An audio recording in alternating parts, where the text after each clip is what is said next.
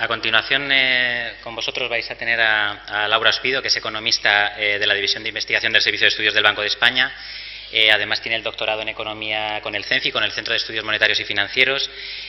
Ha sido estudiante de investigación en el University College London.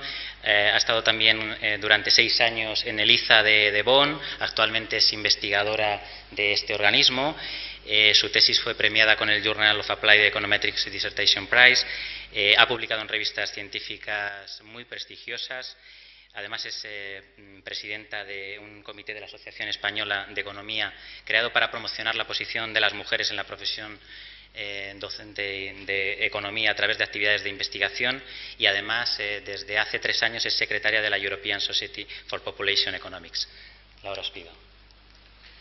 Hola, muchas gracias por estar aquí. Gracias también a Ismael y a Tolini por su labor y por hacer este gran esfuerzo por acercar el trabajo de los investigadores a la sociedad. Es decir, que mi presentación va a ser muy difícil que consiga escaparme de la parte metodológica y no sé muy bien cómo va a funcionar de cara a ser capaz de transmitir los mensajes a esta audiencia, así que por favor interrumpirme las veces que consideréis. Me importa mucho que esa parte quede clara también, porque considero que es la principal contribución del capítulo, ¿de acuerdo? Más allá de luego la aplicación que tenemos al caso concreto de los datos de PISA. La estructura de presentación es un poco larga, intentaré abreviar en algún punto para no extenderme demasiado, ¿de acuerdo? En términos de la introducción, dado que estamos en este congreso, quizás no tenga mucho sentido hacer esta motivación general, pero incluso en el contexto del banco, que por cierto no lo he dicho, pero es un trabajo conjunto con un compañero del banco, con Ernesto Villanueva, y también con una antigua compañera de doctorado y que actualmente está en la University of Southern California, Gemma Zamarro y Ernesto Villanueva. Pues incluso en el banco a veces este tema de la educación financiera en términos de ser un tema de investigación no está siempre tan bien considerado, pero comparto totalmente la visión de todos estos organismos internacionales que, preocupados por el hecho de que en este entorno donde cada vez más hay productos financieros de enorme complejidad y donde cada vez más, de hecho, la responsabilidad de tomar decisiones financieras recae en los ciudadanos y menos en los gobiernos, pues el hecho de tener al menos un nivel básico que permita tomar decisiones financieras adecuadas pues va en aumento. Entonces, en España no tanto, pero sí que en otros países existen ya numerosos estudios que desde las instituciones más prestigiosas, también en términos de investigación, pues han mostrado que de hecho muchas familias carecen de conocimientos financieros básicos. Pues para poder equipar a esta población con estas herramientas básicas, se ha pensado que de hecho el sistema educativo es un campo ideal, fundamentalmente porque los estudiantes están allí y están todos, con lo cual es fácil llegar a ese segmento de la población que en el futuro va a tener que tomar estas decisiones cada vez más.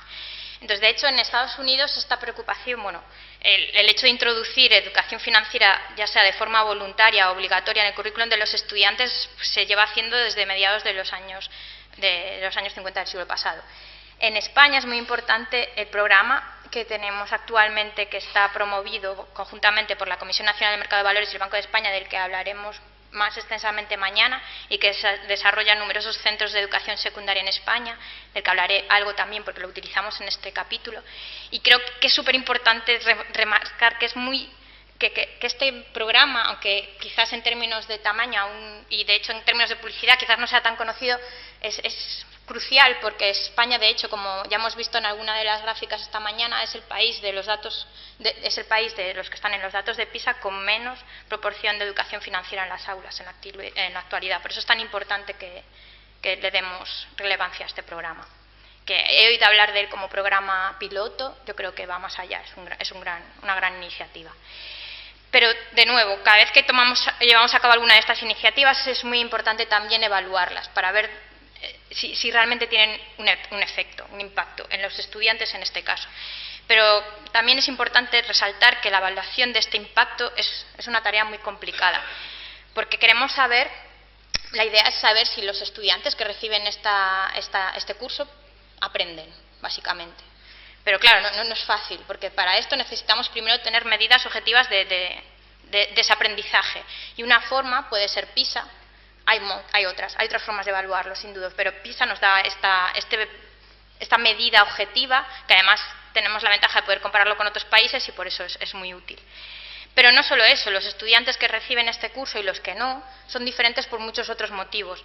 Son diferentes ellos, bien en términos de características tanto individuales del estudiante, de sus padres, del centro en el que estudian, de la ciudad en la que viven. Hay muchísimas características que de hecho en PISA también tenemos información sobre ellas, entonces son muy útiles porque las podemos tener en cuenta y comparar así estudiantes que reciben el curso y los que no lo reciben en términos de todas estas características en los que los podemos comparar, pero también hay otras que no observamos. Y estas son las que van a ser el principal objeto de trabajo, el principal objetivo de nuestro trabajo. Nosotros en econometría llamamos a estas otras cosas variables inobservables. Y aquí entran muchísimas cuestiones. Fundamentalmente, y esto es algo que es muy importante tenerlo en cuenta, y es que incluso cuando en algunos de estos programas se ha tratado de... Ofrecemos este programa a los centros y les decimos que tengan algunas clases que son alumnos tratados como medicina, reciben la clase o reciben el tratamiento, y alumnos que son controles. Incluso aunque queramos hacer esto de una forma experimental y hacerlo totalmente aleatorio, que solo se diferencian estos alumnos en términos de si reciben o no la clase por alguna, posiblemente alguna asignación por letra del apellido o algo que podamos considerar totalmente exógeno, tenemos que tener en cuenta que solo algunos colegios participan en estos programas y de hecho su intención o su voluntad de trabajar, de presentarse a este programa ya los hace distintos. Y este es el tipo de cosas que no es fácil observar porque nosotros podemos tener datos de los que participan, de los colegios que se presentan voluntarios, pero no de aquellos que no lo hacen. Y es muy importante. Esto incluso en un diseño experimental, diferenciar esto, qué es lo que hace estos colegios más propensos a querer participar en estos programas, es crucial. ¿Vale? Entonces, esto es lo que vamos a intentar hacer y nosotros, bueno, lo hemos expresado como caracterizar el sesgo de selección, porque fundamentalmente se trata de eso, de entender qué hace que algunos colegios voluntariamente se seleccionen en estos, decidan mostrarse voluntarios a participar en estos programas. ¿Y cómo lo vamos a hacer? Pues lo vamos a hacer combinando, por un lado, la información que tenemos de estos datos de PISA de conocimiento financiero y la existencia de este programa de educación financiera, del Plan Nacional de Educación Financiera, que se ha impartido, bueno, de hecho se lleva impartiendo en España, pero solo recientemente, solo más allá de un programa piloto pequeño que hubo previamente en el 2011, en más mayor escala se ha impartido en el curso 2012-2013 y en este que acaba de terminar. Y lo que la idea es muy fácil. Ese examen PISA, que los niños de PISA hicieron en mayo del 2012, es anterior a cualquier programa que el Banco de España, la Comisión Nacional de Mercado de Valores hayan querido promover en los centros. Pero sí somos capaces de saber qué niños que hicieron el examen de PISA pertenecen a esos colegios que luego se presentaron voluntarios. Entonces la idea es ver si para esos niños en esos colegios que sabemos que luego se han presentado voluntarios hay algún efecto de estar en un colegio más propenso a dar clases de educación financiera. Idealmente, el efecto del programa en estos centros debería ser cero, porque el programa aún no ha tenido lugar.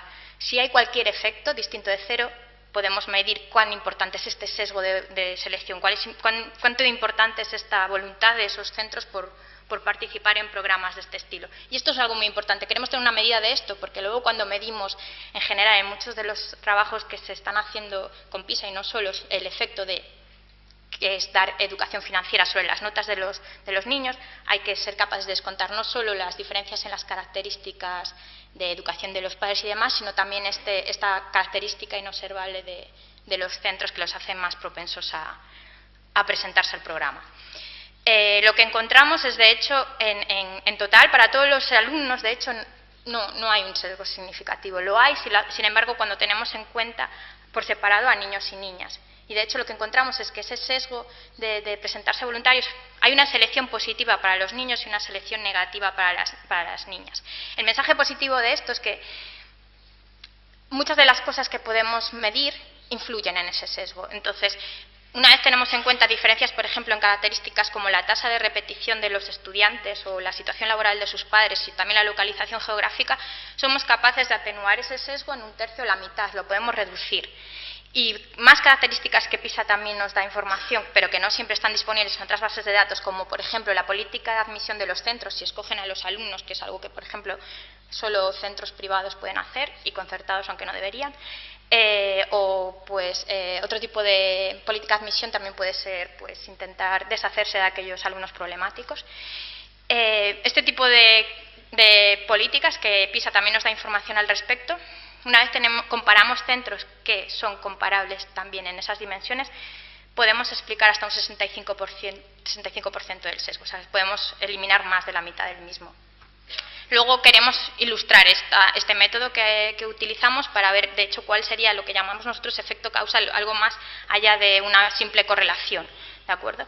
De cuál es el efecto, de hecho, el impacto genuino de impartir educación financiera en el rendimiento educativo en términos de las notas de PISA. Y, de hecho, lo hacemos tanto para España como para Estados Unidos. Son dos contextos muy diferentes, las características de los niños en colegios también son muy diferentes, y a pesar de ello lo que encontramos es común en los dos países, y es que sí existe un efecto, sí que impartir educación financiera en estos centros mejora las notas de PISA, conocimiento financiero, pero en una medida bastante modesta y de hecho solo en los chicos, no en las chicas. Ya se ha anticipado un poco lo que es el programa de educación financiera. Aquí no me voy a detener mucho porque mañana hablaremos más de él, pero básicamente es una iniciativa del Plan de Educación Financiera Nacional y cuyo objetivo es proporcionar a los jóvenes los conocimientos y habilidades necesarios para gestionar sus finanzas personales a lo largo de sus vidas. Por eso, a día de hoy, hay muchos alumnos de secundaria que están estudiando ya en el centro conceptos financieros básicos como ahorro, ingresos, gastos y demás. Mañana veremos mucho más sobre este programa. Lo que ya os decía, en cualquier caso, los centros que participan en este programa lo hacen siempre de forma voluntaria. Y en la práctica lo que supone participar es que tienen acceso a una web de apoyo a la docencia que ha desarrollado fundamentalmente personal de la Comisión Nacional del Mercado de Valores, y ahí lo que se les da es un montón de material didáctico, tanto de las guías que han repartido, también estas fichas didácticas que son mucho más dinámicas, pero también hay juegos, concursos y un montón de recursos que pueden usar o no, esa a decisión del profesor. Y también se recomienda que la duración del curso sea de 10 horas, pero también es decisión del profesor cómo llevarlo a cabo, ¿vale? Entonces, esto lo voy a saltar, pero la idea fundamental es la que os decía antes, esta idea de, bueno, tenemos alumnos en centros que sabemos que en el futuro se van a presentar voluntarios al programa de educación financiera de la CNMV del Banco de España, todavía, aún no ha tenido lugar, y en el año 2012 los evaluamos de conocimientos financieros con las notas de PISA. Y luego tenemos alumnos de otros centros donde ni se ha impartido educación financiera ni tampoco en el futuro van a participar en el programa del Banco Central, en el programa de educación financiera. Comparemos las notas de estos estudiantes. Si hay cualquier diferencia significativa, tiene que deberse a cualquier cosa que no podamos observar, cualquier inobservable y relacionada con esa propensión de los centros a presentarse. Entonces, nuestra metodología fundamentalmente lo que busca es en todos los demás ámbitos que podemos observar, características de los niños, de los centros, esa política de admisión y demás, que como veréis son muy diferentes, vamos a tratar de hacerlos lo más comparable posible en los niños. Entonces, esta tabla posiblemente no veáis nada, pero solo quiero remarcar que, de hecho, lo que vemos es que en esos datos de PISA financiero, donde tenemos niños de colegios que luego hacen el programa y niños que no, hay características muy, muy llamativas. Por ejemplo, bueno, la más exagerada quizás sea el hecho de la proporción de colegios que posteriormente se van a presentar voluntarios al programa del banco en la región que nosotros llamamos sur, que esto incluye Andalucía, Ceuta, Melilla, Murcia y Canarias, es del 62%. Sin embargo, de colegios que no se van a presentar voluntarios es un 24%. Es una proporción muy distinta. Evidentemente, cuando queremos comparar a niños de estas dos regiones tenemos que tenerlo en cuenta. Podemos hacerlo con una metodología que le da más peso a aquellos alumnos que más se parecen a los tratados y menos peso a los alumnos que menos se parecen, y conseguir llegar a tener nuestros alumnos tratados, que son los que luego están en centros que luego se presentan voluntarios, y una muestra artificial donde tenemos estos alumnos que no han recibido el peso, que no han recibido el programa y que están sobreponderados en este tipo de características, como por ejemplo la región, para ser mucho más comparables, ¿vale? Y esta es la idea. Hay otras características en las que también se diferencian. Por ejemplo, esta que os decía de admisión, pues también importa, porque por ejemplo el hecho de la política de no admite alumnos según residencia, que es por supuesto en los públicos es un criterio básico, el de residencia. Pues en la muestra de tratados tenemos un 41% de centros que dicen que no admiten alumnos según residencia, que no es su criterio principal de admisión de alumnado, frente a un 20% en los controles. O el hecho de transferir a alumnos por mal comportamiento es mucho más elevado en la muestra de tratados que en la de controles. Todo este tipo de características tenemos que controlarlas, ¿vale? Esto lo voy a quitar. Y aquí, fundamentalmente, lo que quiero que veáis es lo que está en la primera columna y que llamamos diferencia entre tratamiento y control. Y esto, fundamentalmente, hemos normalizado las notas de PISA para que tengan en media 0 y desviación típica 1, y solamente lo hacemos separado para chicos y chicas, porque cuando lo hacemos en el total y comparamos a los niños en colegios que luego se presentan voluntarios al programa respecto a los demás, no hay diferencias, pero por chicos lo que vemos es que aquellos chicos en colegios que posteriormente se presentan voluntarios al programa tienen una nota que es un 23% mayor que los niños en los colegios controles. Y en el caso de las chicas es lo contrario. Las chicas en los colegios tratados tienen una nota que es casi un 30% inferior. Vale, esta diferencia, que es significativa estadísticamente, dado el tamaño de muestra que nosotros tenemos y demás, nos da una medida de este sesgo de inobservables. Lo que hacemos a continuación es tener en cuenta esas características que os decía. Consideramos dos tipos de modelo, uno con los controles habituales de características de los padres, localización geográfica y demás, y un modelo más extendido donde también incluimos estas otras variables de política de admisión del centro y demás que no siempre están disponibles. Y esa diferencia de 23 puntos porcentuales para los chicos y menos 27 para las chicas se va reduciendo gradualmente, pero sigue estando ahí. Deja de ser significativa estadísticamente, o sea que podríamos hablar de que el sesgo pierde precisión, pero sigue estando hasta cierto punto ahí. Entonces esto sería como una nota de precaución a la hora de interpretar muchos de los resultados que vemos cuando simplemente miramos a correlaciones. En cualquier caso vamos a tratar de hacerlo, ¿vale? Vamos a tratar de medir. Ahora, en lugar de considerar tratados los niños de colegios que luego se presentan voluntarios al programa del banco, lo que estamos haciendo es tenemos nuestros datos de PISA en el año 2012 y vamos a comparar niños en centros donde sí se imparte educación financiera, que es una minoría, como hemos visto esta mañana, solo un 15% de centros en España en el 2012 impartían o tenían disponible en el currículo en algún tipo de educación financiera, comparar a los niños en estos centros con los niños de los demás centros en los que no hay ningún tipo de asignatura que incluya conocimientos financieros en el currículo, ¿de acuerdo? Y de nuevo hacemos esto separado para niños y niñas.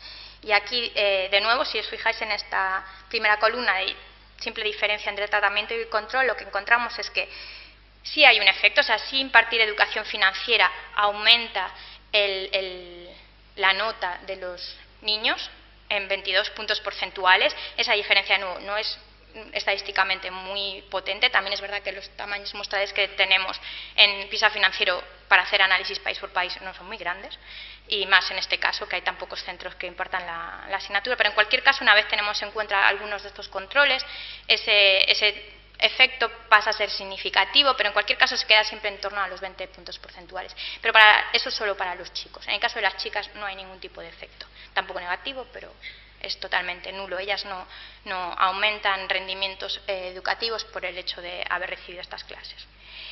Y lo quizás más sorprendente es que en un contexto totalmente diferente, la muestra PISA, pero para Estados Unidos, donde sabemos que hay una tradición que viene de muy lejos de impartir esta asignatura o que esté de alguna forma disponible en el currículum, de nuevo el efecto que encontramos para los chicos es en torno a 0,18, 0,19 según la especificación, según el modelo que consideremos, significativo en este caso, pero para las chicas de nuevo es prácticamente nulo y es un contexto totalmente distinto.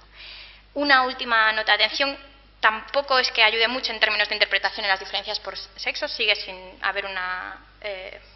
yo por lo menos no consigo alcanzar a tener una explicación para ello, pero sí como una nota adicional, decir que en Estados Unidos hay un número suficiente de centros para hacer esta distinción entre aquellos centros en los que educación financiera es materia obligatoria del currículum versus aquellos centros en los que es voluntaria. Es decir, que todo el efecto viene de los chicos en esos centros en los que la educación financiera se imparte como una asignatura obligatoria, no en los centros donde es simplemente voluntaria. Pero en cualquier caso, lo que querría hacer como conclusión de todo esto es poner en valor la importancia de este programa de educación financiera que se está desarrollando ya en los centros españoles, porque yo considero que es el laboratorio más útil que tenemos a día de hoy para entender cómo podemos aprender de la implementación de educación financiera. Porque es verdad que, aunque los resultados, de nuevo, no parecen ser muy concluyentes en términos de resultados solo basados en términos de conocimientos financieros, a mí me parece que es el laboratorio ideal para aprender mucho sobre cómo debe implementarse, cómo de hecho se ha ido implementando, si de forma transversal o como se ha hablado esta mañana, en una asignatura específica, si debe ser obligatoria o voluntaria, en qué asignatura, porque de nuevo en todos estos datos que tenemos del programa de educación financiera en España podemos saber si el profesor que la imparte tiene una especialidad de matemáticas, ciencias sociales, si deben ser varios profesores.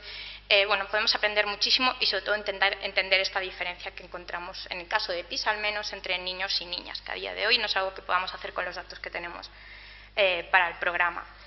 Y también algo que me gustaría aprovechar el foro para recalcar es que más allá del efecto de impartir educación financiera en los resultados de PISA o resultados de exámenes de los niños, creo que es fundamental que posiblemente son las administraciones las que pueden hacer esto, es fundamental seguir a estos alumnos una vez salen de los colegios para tener medidas de, efectivamente, si estos conocimientos que han adquirido, que pueden tener un efecto, sea modesto o no en las notas, tienen efectos en sus decisiones reales en la vida, que es lo que creo que finalmente nos tiene que importar. Si realmente toda esta motivación inicial de si les ayuda a tomar mejores o más adecuadas decisiones financieras es algo que realmente hacen en la práctica, más allá de que lo que un examen de este tipo pueda evaluar.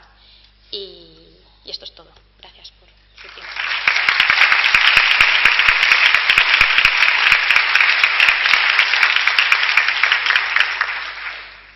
Muchas gracias, Laura, por tu exposición y por dejarnos esas cuestiones tan interesantes al final de la misma en este laboratorio enorme que es el Plan de Educación Financiera del Banco de España y de la CNMV. Y vamos a abrir un breve turno de preguntas. Sí.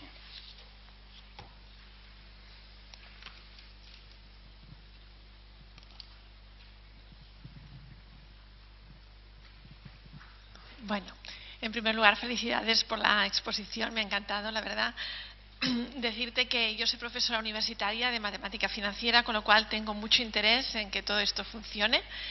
Y tenía dos preguntas. Una, la quería hacer esta mañana, pero me has contestado tú, era respecto del porcentaje de estudiantes que se habían evaluado en la competencia financiera este año, qué porcentaje provenía de centros que se había aplicado ya algún programa de educación financiera, con lo cual creo que más o menos lo has explicado. Tengo para ti dos preguntas. Una es, ¿no crees que los centros voluntarios que se han ofrecido para hacer el programa serán centros que los profesores que imparten asignaturas son profesores que vienen o que su formación es económicas o ADE o algo similar? Porque me cuesta...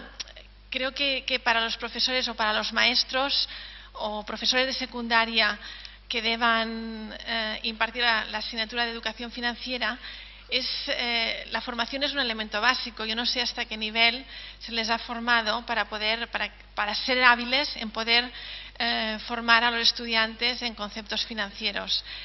Esta es una, es decir, que si crees que la mayoría de los que se ofrecen, de los centros que se ofrecen, son profesores que su formación está vinculada a la parte de economía o de finanzas.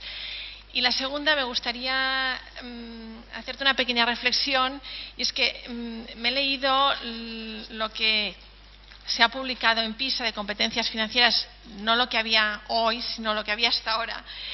Y una de las explicaciones que dais a por qué, o que se dan a por qué es conveniente la introducción de la competencia financiera, es el desplazamiento del riesgo. Si me permites, quiero leer 5 frases de las que pone aquí para luego hacerte la pregunta. Dice: desplazamiento del riesgo. Ha habido una transferencia generalizada del riesgo de los gobiernos y empresarios a los individuos. Muchos gobiernos han rebajado las pensiones estatales y algunos están reduciendo las prestaciones sanitarias.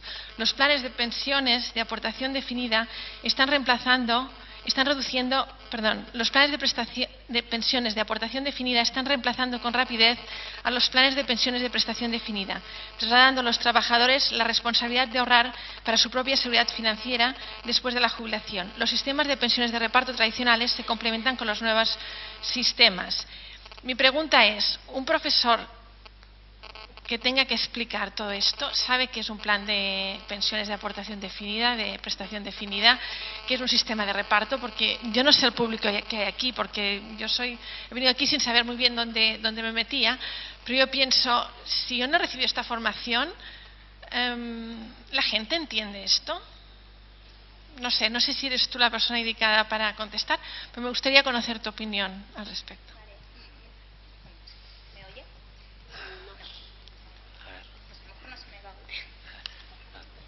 Que te abran el micro.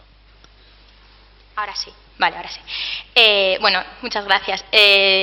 Sobre la primera pregunta, de hecho, lo bueno es que te puedo responder con datos, porque este programa de la CNMV y Banco de España, contamos con la suerte de haber podido contra una empresa que ha recogido datos del curso 2012-2013, entonces los datos son fantásticos. En el contexto de la OCDE, yo decir que los datos de este programa que tenemos a día de hoy a mí me parecen muy buenos, porque tenemos información sobre los alumnos, sobre los profesores, cuestionario a los directores del centro, cuestionario a los padres, todo esto unido, es fantástico. Entonces, ¿de qué sabemos? Los profesores que imparten el programa en los centros, sabemos su especialidad, sabemos en qué asignatura se imparte.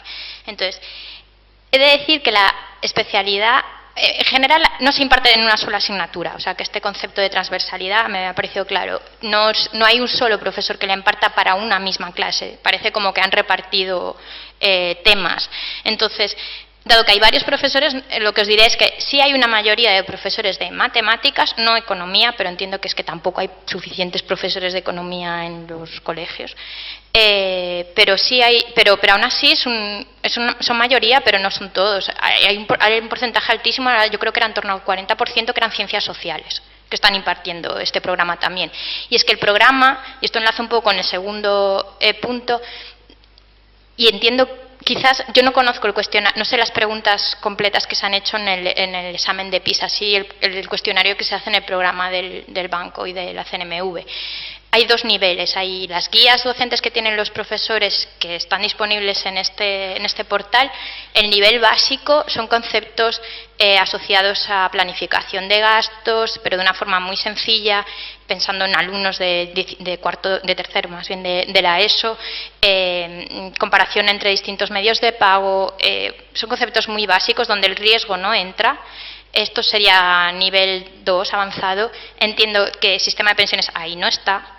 Ese tipo de decisiones intertemporales en general están ausentes. Es una visión muy estática la del nivel 1 y los datos que tenemos de los exámenes que se le ha hecho a los niños en este cuestionario se refieren a este nivel 1, con lo cual tampoco se ha puesto a los profesores a explicar temas tan avanzados. Pero incluso en estos hay mucha margen de mejora. Así que, de nuevo, bueno, hay otros conceptos, ¿no?, como consumo inteligente o responsabilidad y demás, que de nuevo no creo que haga falta ningún tipo de formación cuantitativa para impartirlos. Al contrario, creo que, de hecho, contextualizados en un curso de ciencias sociales, creo que tienen todo el sentido.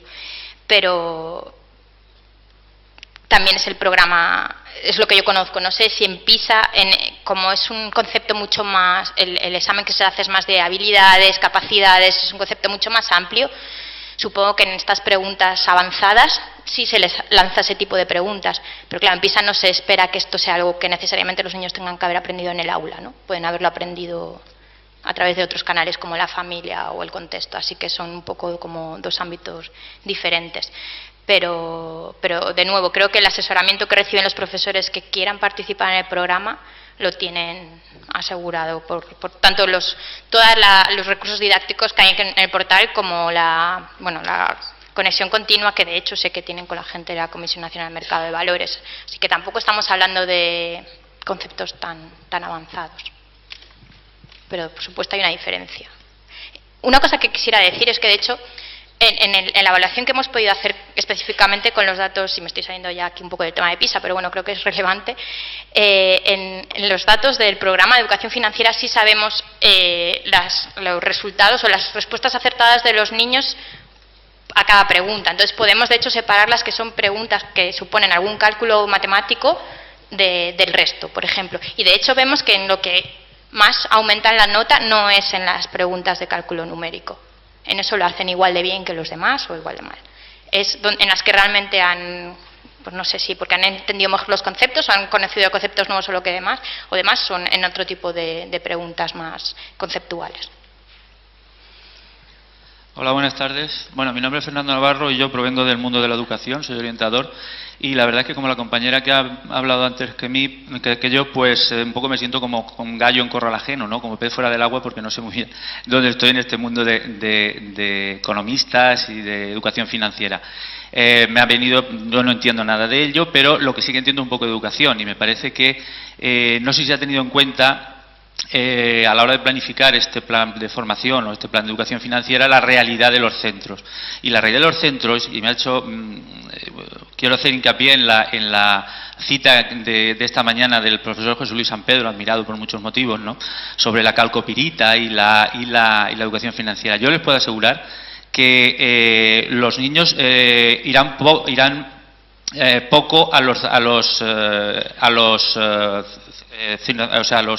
bancos, a los productos financieros, pero van mucho más, por ejemplo, a comer todos los días, y entonces tendríamos que meter la dietética, la alimentación, y todos los días tienen problemas emocionales con sus compañeros, y todos los días tienen que atravesar la calle y tenemos que educarlos en la educación vial. Es decir, que hay una serie de funciones que todo recae en la escuela o en los institutos. Y hay que conocer los institutos y hay que conocer las necesidades y, bueno, pues las apetencias o las inquietudes de un alumno de tercero de ESO, que no entre las primeras no está, desde luego, la educación financiera. Está mucho antes, pues eso, las relaciones sexuales que pueda tener o no, a quién le gusto, a quién no le gusto, qué hago este fin de semana, etcétera. Por tanto, no sé yo el volumen, y en los profesores es parecido, no sé yo el volumen de voluntariado que van a tener, ¿no? Por otra parte, el que esto lo proponga o lo promueva la Comisión Nacional del Mercado de Valores y el Banco de España, pues me parece un poco como poner al lobo a cuidar de las ovejas. Es decir, estos organismos, por acción o por omisión, han sido culpables de la crisis en la que estamos inmersos, y que vengan ahora a dar lecciones de cómo salir de ellas, pues me parece cuando menos chocante, ¿no? Por otra parte, cuando vemos, yo tengo aquí algún párrafo de los contenidos, porque al final tenemos que ir a los contenidos, ¿no?, de esta educación financiera. En uno de ellos se dice que se tratará de concienciar a la población de la necesidad de planificar la jubilación y se divulgarán materiales y recursos sobre estos contenidos.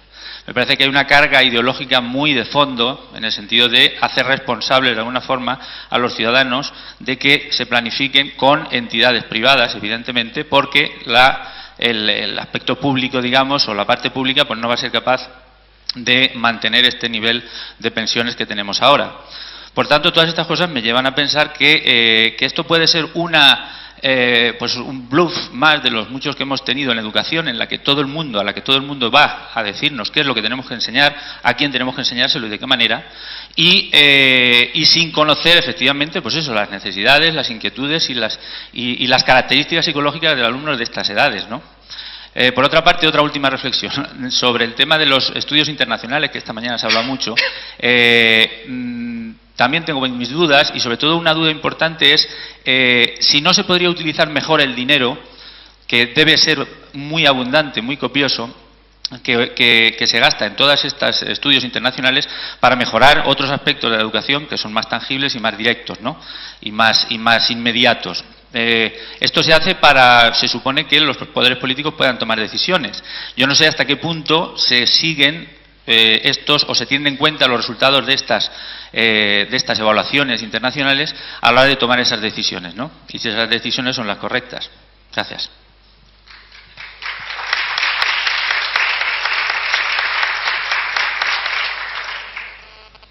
Hola, Vale, bueno, yo primero querría decir, creo que estaba en la primera transparencia de mi presentación, que estoy aquí como investigadora, no vengo como representante de la institución ni nada similar, con lo cual solo voy a responder por mi trabajo, no por lo que el banco pueda hacer o dejar de hacer como institución.